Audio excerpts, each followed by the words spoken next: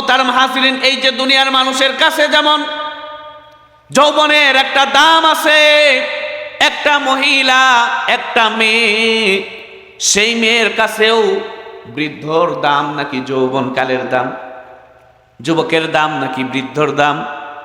কথা বলেন, কার দাম? একটা যদি 16 বছরের মেয়ে যদি সে বিবাহের উপযুক্ত হয়েছে, এখন যদি ওই মেয়েটাকে যুবকের সাথে বিবাহ দেওয়া হয়, তাহলে সে খুশি হয় নাকি বেজার হয়? কথা বলেন, খুশি হয়।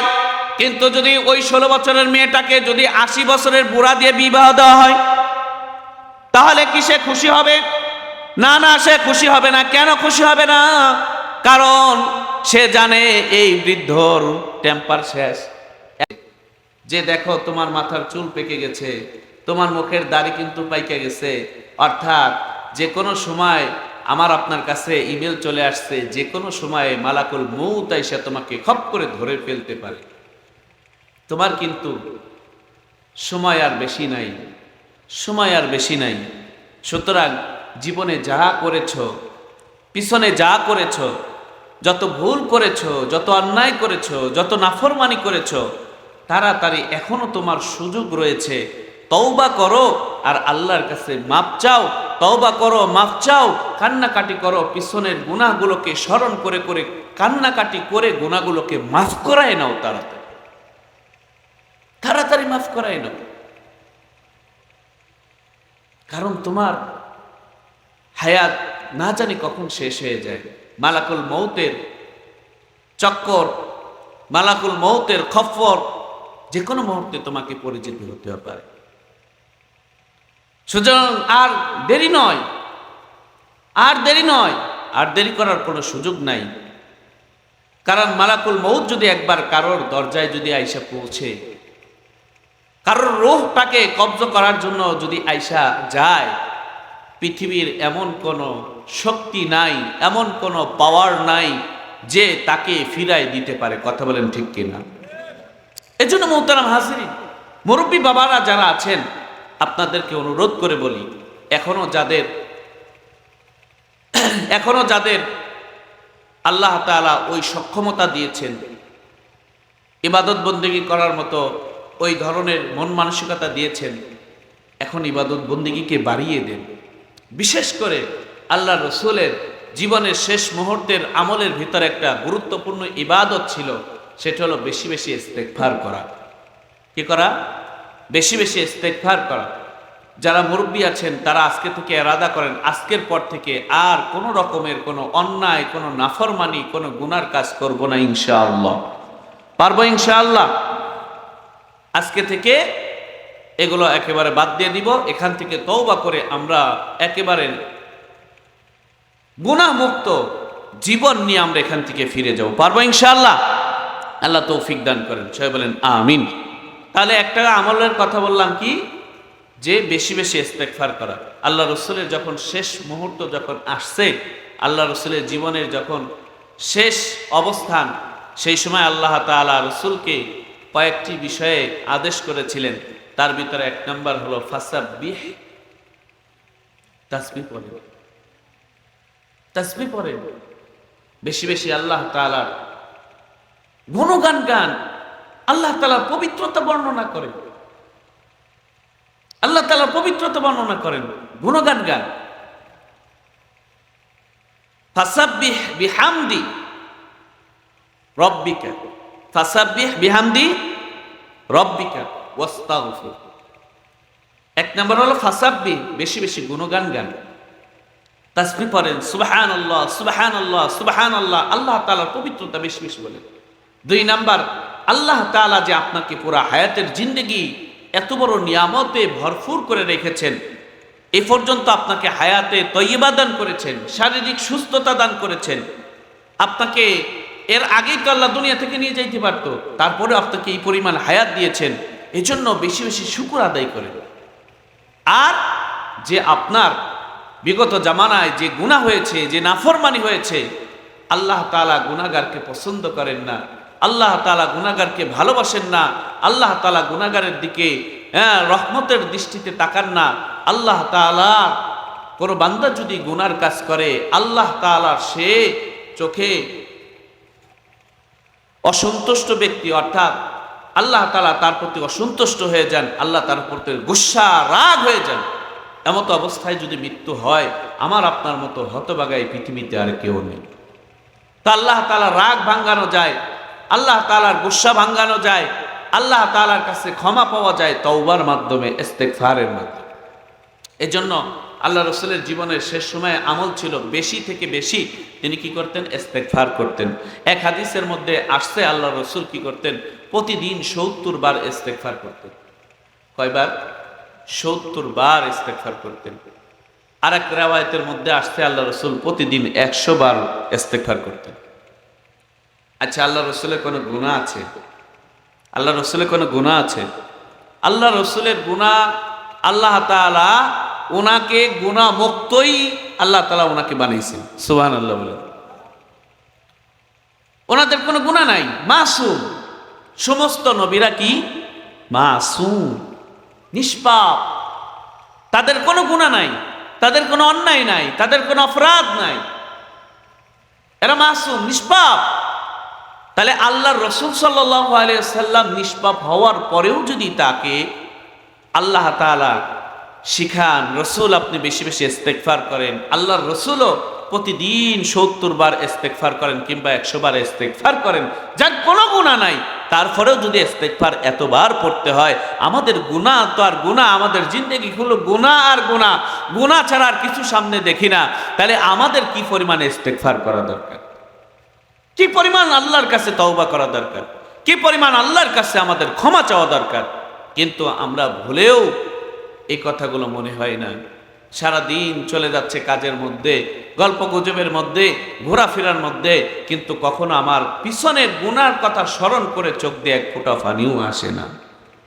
এটা আমার জন্য আফসোস, এটা আমার জন্য আফসোস, এটা আমার জন্য ক্ষতির কারণ। মোহতারাম হাজরিন, এমনটা যেন না হয়, হেলায় হেলায় যেন দিন পার হয়ে না যায়। বাবারে, দুনিয়ার জিন্দেগিটা হলো এমন যে দুনিয়ার জিন্দেগির ভিতরে একবেলা খাইলেও দিন যায়, না খাইলেও দিন যায়, মুসিবত বেশিক্ষণ থাকে না, কিছুক্ষণের জন্য আসে, পরে আবার আল্লাহ তাআলা এই মুসিবত থেকে তাকে হেফাজত করেন। কিন্তু পরকালীনের মুসিবত এমন একটা মুসিবত, ওইটা যে আসবে ওইটাকে সরানোর মতো কোনো সুযোগ থাকবে না। সেখানে ঘুষও চলে না, কোনো সুপারিশও চলে না, কোনো পাওয়ারও চলে না, কোনো ক্ষমতা কিছুই চলে না। এজন্য যারা মুরব্বী যারা আছেন, বাবাজি যারা আছেন, আপনাদেরকে অনুরোধ করে বলবো, আজকের পর থেকে নাফরমানি ছাড়েন, বেশি বেশি ইস্তেগফার করেন, বেশি বেশি তাসবিহ তাহলিলগুলো পড়বেন। আর এগুলো তো হলো কিসের পরে? ফরজ নামাজ আদায় করার পরের মাসাল। অনেক মুরব্বী এমন আছে যারা এক ঠ্যাং কবরের মধ্যে অলরেডি চলে গেছে, এরপরেও এখনো সে নামাজের সামনে যাইতে পারে নাই, মসজিদে এখনো সে ঢুকতে পারে না, এখনো সে নামাজি হতে পারে নাই, এখনো সে মনে করছে আমি তাগড়া যুবকের মতোই রয়েছে, আমি বুঝি এখনো এরকম যুবকই রয়ে গেছি। তার হালত দেখে মনে হয় যেন সে মরবে না, এমন একটা পরিস্থিতি হয়। মুরব্বী, এই হালত বেশিক্ষণ থাকবে না। একটা সময় আপনার যেই তাগড়া যুবক অবস্থায় যেই পরিমাণ আপনার শরীরের তেজ ছিল, যেই পরিমাণ আপনার শরীরের পাওয়ার ছিল, এখন কি আছে? সেটা আছে? এখন কিন্তু নাই। এখনো সময় আছে। আল্লাহ তাআলা তো আরহামুর রহিমিন, দুনিয়ার মানুষের যেখানে রহমত শেষ, দয়া শেষ, আল্লাহ সেই জায়গা দয়া আর মায়া শুরু। সুবহানাল্লাহ বলে। এই জন্য আল্লাহ হলেন আরহামুর রহিমিন। সমস্ত মানুষের চাইতে সারা পৃথিবীর যত মাখলুকাত আছে, সমস্ত মাখলুকাতের চাইতে বেশি রহমওয়ালা, বেশি দয়া, বেশি আল্লাহ তাআলার মায়া। হ্যাঁ, আল্লাহ তাআলার দয়া আর মায়া হলো আল্লাহ সবচেয়ে বেশি। সেই দয়ার মায়া নিয়ে তিনি সবসময় বসে রয়েছেন, কখন আমার বান্দা আমার কাছে তওবা করবে, কখন আমার কাছে ক্ষমা চাইবে। আল্লাহ তাআলা ওই বান্দাকে ক্ষমা করার জন্য বসে রয়েছেন। সুবহান। মোহতারাম হাজরিন, এই জন্য যারা ৫ ওয়াক্ত নামাজ এখনো ধরতে পারেন নাই, এটা যেন আমার দ্বারা এখন আজকের পর থেকে যেন আর না হয়। আমি আজকের পর থেকে আর নামাজ ছাড়বো না, নামাজকে ধরবো, মসজিদে গিয়ে নামাজ আদায় করব, আল্লাহ তাআলার কাছে কান্নাকাটি করব, 5 ওয়াক্ত ফরজ নামাজ আদায় করার পরে এই যে আমলগুলো বললাম, বেশি বেশি সুবহানাল্লাহ, আলহামদুলিল্লাহ, বেশি বেশি ইস্তেগফার, কমসে কম দিনে 100 বার সুবহানাল্লাহ, আলহামদুলিল্লাহ, এরপরে ইস্তেগফার, অর্থাৎ সুবহানাল্লাহ 100 বার, আলহামদুলিল্লাহ 100 বার, ইস্তেগফার 100 বার। আর যদি কালেমা 100 বার বেশি পড়তে পারেন তো আরো ভালো। বুঝে আসছে? এই আমলগুলো কমসে কম 100 বার যেন ইস্তেগফার থাকেই, এটা সবচেয়ে ভালো, সকাল এবং বিকালে করা। বুঝাইতে পারছি? আর 3 তাসবির যে আমলটা আছে, সুবহানাল্লাহ, আলহামদুলিল্লাহ, ওয়ালা ইলাহা ইল্লাল্লাহ, আল্লাহু আকবার, এটা 100 বার। যে কোনো দরুদ শরীফ আপনি পারেন সেটা 100 বার, আর যে কোনো ইস্তেগফার 100 বার। এই তিনটা আমলকে বলা হয় 3 তাসবিহ। এই 3 তাসবিহ এটা আপনি সকাল বিকাল যদি আদায় করেন, ইনশাআল্লাহ আল্লাহ তাআলা আপনাকে ক্ষমা করতে পারেন। আশা করা যায় আল্লাহ মাফ করে দেবেন। এই জন্য মুরব্বী বাবারা, আপনাদের জন্য আজকের আমার নসিহত হলো, এই 5 ওয়াক্ত নামাজের পরে এই সমস্ত জিকির আজকারগুলো, বিশেষ করে ইস্তেগফার বেশি বেশি পড়ব, তো ইনশাআল্লাহ আল্লাহ তৌফিক দান করেন, আমিন। সবাই বলেন আমিন। এবার যারা যুবক ভাই যারা আছেন তাদের উদ্দেশ্যে কয়েকটা কথা বলতে চাই। 1 নম্বর কথা হলো, যুবক ভাই, তোমার যে এখন তাগড়া যুবক, তুমি যে এখন তোমার শক্তির বলে এখন যা ইচ্ছা তা করতে পারো, এখন তোমাকে যে কেউ তোমাকে ডাকবে, তুমি যদি চাও যে আমি কি করব, অমুক দল করব, সবাই তোমাকে সাদরে গ্রহণ করবে, কারণ তোমার শরীরের ভিতরে এখন রক্তের তেজ বড়, হ্যাঁ, রক্তের এখন তেজ রয়েছে, জানে তোমার দ্বারা যে কোনো কাজ করানো সম্ভব। কথা বলেন ঠিক কিনা? তুমি যে কোনো দল করতে চাও, তোমাকে সবাই মহব্বত করবে, সবাই ভালোবাসবে, সবাই তোমাকে কাছে টানবে, কেন? তোমার শরীরের পাওয়ার এখন ঠিক আছে। একটা কথা মনে রাখবে যে এই যে যুবক হালত, এই যে যুবকের অবস্থা, এটা চিরস্থায়ী না। আমার আপনার পাশেই তাকায় দেখেন না, মুরব্বি হয়ে গেছে, দাড়ি পাইকে গেছে, একসময় এরা কত বড় পাওয়ারফুল ছিল, কত বড় ক্ষমতার অধিকারী ছিল, কত বড় শক্তি ছিল, কিন্তু আজকে এখন তারা দেখেন এরা দুর্বল হয়ে পড়েছে। আমিও একদিন এইভাবে দুর্বল হয়ে পড়ব। সুতরাং এই যৌবনের তারণ্যায় পড়ে খবরদার, আমি যেন ধোকায় না পড়ে যাই যে যে এখনো তো আমার সময় আছে, এখনো তো আমার সময় আছে, কি আর এখনই ইবাদত শুরু করব, এখনো অনেক সময় আছে, মুরব্বি হই। আমাদের দেশের অনেক মানুষের ধারণা এমন আছে যে যুবক অবস্থায় নামাজে ডাকলে বলে এখনই নামাজের সময় হয়েছে নাকি, এখন ইবাদত বন্দী করার সময় হয়েছে, আগে নিজে বিয়ে শাদী করি, বাচ্চা কাচ্চা হোক, বাচ্চা কাচ্চার একটা কি করি ব্যবস্থা করে দিই, নাতি কুতুর হবে, যখন মুরব্বি হয়ে যাব তখন আর কোনো কাজ নাই, শুধু মসজিদে যায় সুবহানাল্লাহ সুবহানাল্লাহ জন্য। না ভাই, তখন আপনার এই সুবহানাল্লাহর কোনো দাম নাই, এই সুবহানাল্লাহর কোনো দাম নাই। যুবক কালে, যৌবন অবস্থায় আপনার একটা সুবহানাল্লাহ বলার যেই পাওয়ার, যেই সওয়াব, সেটা মুরব্বিকালে, বৃদ্ধকালে ওই সওয়াব বা ওই পাওয়ার থাকবে না। কারণ মানুষ যখন কি হয়ে যায়, দুর্বল হয়ে যায়, মানুষ যখন দেখে যে আমার তো অবস্থা খারাপ, যখন সে নৈরাশ হয়ে যায়, তখন সে কি করে, এমনি স্যালেন্ডার করে দেয়। ঠিক না ভাই? ঠিক কি বলেন? ঠিক না ভাই? ঠিক। স্যালেন্ডার তো তখন এমনি হয়ে যায়। ওই যে বাঘ যখন যুবককালে গর্জন ছেড়ে ছেড়ে সে কি করে, আক্রমণ করে শিকারকে ধরে, যখন বয়স শেষ হয়ে যায় তখন সে আর আক্রমণ করতে পারে না, তখন সে শুয়ে খুব বুজুর্গি ভাব দেখায়, মনে হয় যেন ও একেবারে বিশাল বড় বুজুর্গ, জীবনে কোনোদিন কেমনে ধরে খাইতে হয় এটাও জানে না। আমাদের দেশীয় ভাষায় বলে মাছ উল্টায়, ভাজা মাছ উল্টায় খাইতে জানে না, এমন একটা হালত আসে না? আসে না? তো আমাদের মুরব্বিরে এমন অবস্থা হয়, তো বৃদ্ধকালে তখন তার দলও ডাকে না, পরিবারের মধ্যেও কোনো দাম থাকে না, কি করবে, তখন মসজিদে আইসা খালি ইমাম সাহেবের ঘুতায়, খালি ইমাম সাহেবের গুণ, ঝাড়ু দিচ্ছেন, কি ঝাড়ু দিচ্ছেন, এটা হুজুর ঠিক মতো থাকে না, এটা হয়েছে সেটাই। কথা বলেন ঠিক নেবে? ঠিক। আল্লাহ আল্লাহ, না ভাই, যৌবনের তারণ্যায় পড়ে এভাবে ধোকার মধ্যে পড়ে যায় না। যদি আপনি ধোকার মধ্যে পড়ে যান তাহলে আপনি বড় ভুল করলেন। কারণ যুবক ভাই, আপনার এখন যে যৌবন কাল রয়েছে, আপনার চেয়ে কত ছোট মানুষকে আপনার চোখের সামনে আল্লাহ তাআলা দুনিয়া থেকে নিয়ে যাচ্ছে। কথা বলেন ঠিক কিনা? এটা আমার আপনার জন্য শিক্ষা। আল্লাহ বলেন, ফাতাবিরু ইয়া উলিল আবসার, হে চক্ষুষ্মান, হে জ্ঞানী ব্যক্তি, তোমরা তোমাদের আশেপাশের এই ঘটনাগুলো থেকে তোমরা শিক্ষা গ্রহণ করো। তোমার মতো ছোট বাচ্চা, তোমার চেয়ে ছোট বাচ্চা, বয়সে কম, সে তোমার আগেই দুনিয়া থেকে বিদায় হয়ে যাচ্ছে। তোমার বাবার ওরস জাত সন্তান, তোমার ভাই, দেখো তোমার আগেই দুনিয়া থেকে চলে যাচ্ছে। সুতরাং তুমি তোমার যৌবনের কি করো না, যৌবনের এটা ঢোকায় পড়ে যায় না। তোমার আগেই তোমার ছোট ভাই চলে যাচ্ছে, তোমার সন্তান চলে যাচ্ছে, তোমার বোন চলে যাচ্ছে, এইভাবে একের পর এক যাচ্ছে আর আমাদেরকে শিক্ষা দিচ্ছে। এখান থেকে শিক্ষা গ্রহণ। এই জন্য মুহতারাম হাজিরিন, যে সমস্ত যুবক ভাই আমরা যারা রয়েছি, আমাদেরকে এখান থেকে শিক্ষা গ্রহণ করতে হবে। অর্থাৎ আমাদেরকে আল্লাহ তাআলা যে যৌবনকাল দিয়েছেন, এই যৌবনকালের অনেক দাম। পৃথিবীর মানুষের কাছে যেমন যৌবনকালের যেমন দাম, ঠিক আল্লাহ তাআলার কাছেও যৌবনের তেমন দাম। কথা বলেন ঠিক কিনা?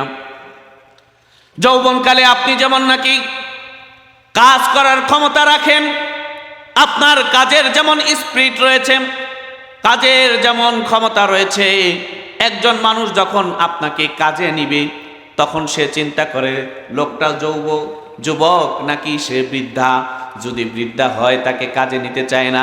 কেন নিতে চায় না? কারণ সে বৃদ্ধা হয়ে গেছে, বৃদ্ধ হয়ে গেছে, এখন তার শরীরের শক্তি কমে গেছে, এখন তাকে এই কাজে নিলে এই কাজটা সঠিকভাবেই করা যাবে না। সেই জন্য এখন যুবক খোঁজে কোন দল আপনাকে আর তাদের কাছে ভিড়াইতে চায় না নতুন করে আপনাকে। আপনি যদি দলে যোগ দিতে চান আপনাকে নিতে চাবে না। কেন? কারণ তোমার টেম্পার শেষ। এখন আপনাকে নেওয়া আর নেওয়া এক বরাবর। কথা বলেন ঠিক নেবে ঠিক? মুহতারাম হাজিরিন, এই যে দুনিয়ার মানুষের কাছে যেমন যৌবনের একটা দাম আছে, একটা মহিলা, একটা মেয়ে, সেই মেয়ের কাছেও বৃদ্ধর দাম নাকি যৌবনকালের দাম, যুবকের দাম নাকি বৃদ্ধর দাম? কথা বলেন, কার দাম? একটা যদি 16 বছরের মেয়ে যদি সে বিবাহের উপযুক্ত হয়েছে, এখন যদি ওই মেয়েটাকে যুবকের সাথে বিবাহ দেওয়া হয় তাহলে সে খুশি হয় নাকি বেজার হয়? কথা বলেন। খুশি হয়। কিন্তু যদি ওই 16 বছরের মেয়েটাকে যদি 80 বছরের বুড়া দিয়ে বিবাহ দেওয়া হয় তাহলে কি সে খুশি হবে? না না, সে খুশি হবে না। কেন খুশি হবে না? কারণ সে জানে এই বৃদ্ধর টেম্পার শেষ। যখন সেটা দেখা হয়ে যায় তখন তার এটা অদৃশ্য থাকে না, সেটা দৃশ্যমান হয়ে যায়, দেখা হয়ে যায়। তখন আর ঈমান আনলে কোনো লাভ হবে না।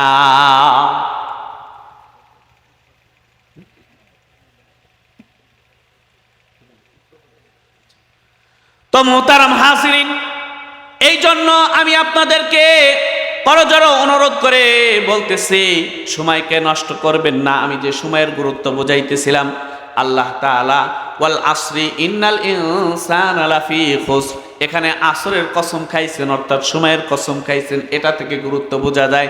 দ্বিতীয়ত হলো, ওই যে ব্যক্তি যখন সাকরাতুল মাউত যখন তার চলতে থাকে, ওই সময় সে তওবা করলেও তার তওবা কবুল হয় না। কিন্তু সাকরাতুল মাউত চলার আগ মুহূর্তে 1 মিনিট আগে যদি কেউ তওবা করে, আল্লাহ তাআলা তার তওবাকে কবুল করে তার গুনাহ মাফ করে দেন। তাহলে 1 মিনিটের কি দাম? এই জন্য আমার হায়াতের জিন্দেগিতে যেন 1 মিনিট যেন নষ্ট না হয়। আমার পুরা জিন্দেগিটাই হবে আমলের উপরে, আল্লাহ তাআলার ইবাদতের উপরে। দেখেন, আজকে আমরা যুবক কিংবা বৃদ্ধ, আমাদের চিন্তাই নাই জাহান্নামের চিন্তা। অথচ একটা সময় এমন ছিল যেই সময় ছোট ছোট বাচ্চারা পর্যন্ত চিৎকার পেরে পেরে কাঁদতো, চিৎকার পেরে পেরে কাঁদতো, হাউমাউ করে কাঁদতো, হায় আমার জাহান্নামে, আমার কি আল্লাহ আমাকে জাহান্নামে দেয় কিনা, হায় আমাকে কি জাহান্নামের আগুন গ্রাস করে কিনা। বাহলুর রহমতুল্লাহি আলাই, তিনি একজন আল্লাহ তাআলার প্রিয় বান্দা ছিলেন। একদিন রাস্তা দিয়ে যাচ্ছেন, যাইতে দেখে এক ছেলে, সে অনেকগুলো বাচ্চা কাচ্চা খেলতেছে, আর এক ছেলে ছোট বাচ্চা, একেবারে মাসুম বাচ্চা, সে ওইখানে খুব কান্নাকাটি করতেছে, চিৎকার পাইরে পাইরা। বাহলুল রহমতুল্লাহ আলাইহির দিলের ভিতরে আসলো রহস্য, হায়রে এই ছেলেটা কাঁদতেছে কেন? তাকে কি খেলার মধ্যে নেই নাই সেই কারণে কাঁদছে, নাকি আসলে তার অন্য কোনো ব্যথা বা অন্য কোনো বিরাগ, অন্য কোনো দুঃখ যন্ত্রণা আছে কিনা? এবার ছেলের কাছে যায় বলতেছে, বাবা তুমি কাঁদতেছো কেন? তোমাকে কি খেলাই নেই নাই সেই কারণে? বলে না না না। তাহলে কি তোমার মা বাবা মরে গেছে? বলে না। তাহলে তুমি কাঁদতেছো কেন? ছেলে ডাক দিয়া বলে, ওগো আল্লাহর বান্দা, তোমার এইটা শুনে লাভ কি? বলে না, যদি তোমার কোনো সমস্যা থাকে আমি যদি সমাধান করতে পারি। বলে আমি তো কাঁদতেছি এই কারণে যে দেখেন আমার মাকে দেখেছি যখন রান্নায় যখন সর্বপ্রথম রান্না শুরু করে, চুলায় যখন আগুন ধরায় তখন সে ছোট ছোট লাকড়ি দিয়া আগুন ধরায়, এরপরে বড় বড় লাকড়িগুলো দেয়।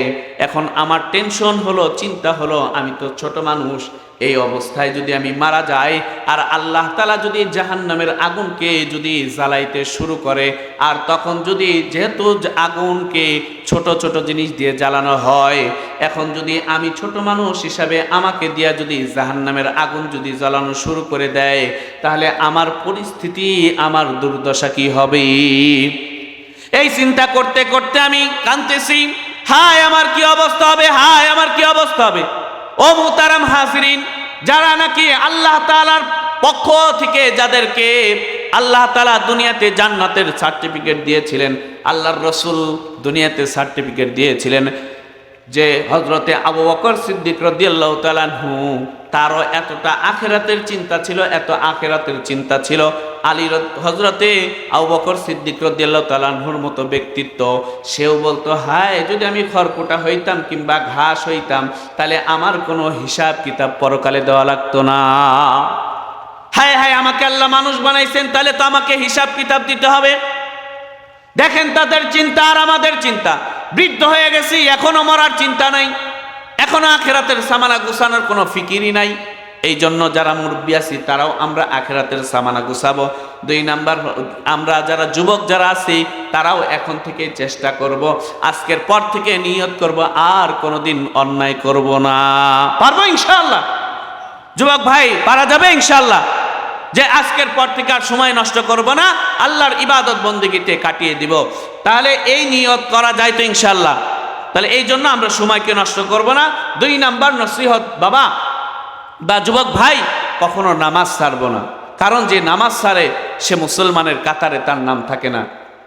নামাজ না, যদিও নাকি বাহ্যিক সুরতে মুসলমানের ঘরে জন্ম, মুসলমানের মতোই সবকিছু তার চলাফেরা উঠা বসার, নামটাও মুসলমান, কিন্তু যে নামাজ ছেড়ে দেয় সে মুসলমান থাকে না। আল্লাহর রাসূল বলেন, মুসলমান আর গায়রে মুসলিমের ভিতরে পার্থক্য হলো নামাজ ছেড়ে দেওয়া। এই জন্য যুবক ভাই, যতই তোমার জরুরত থাকতে কেন, যতই প্রয়োজন থাকতে কেন, কখনো নামাজ ছাড়বা না।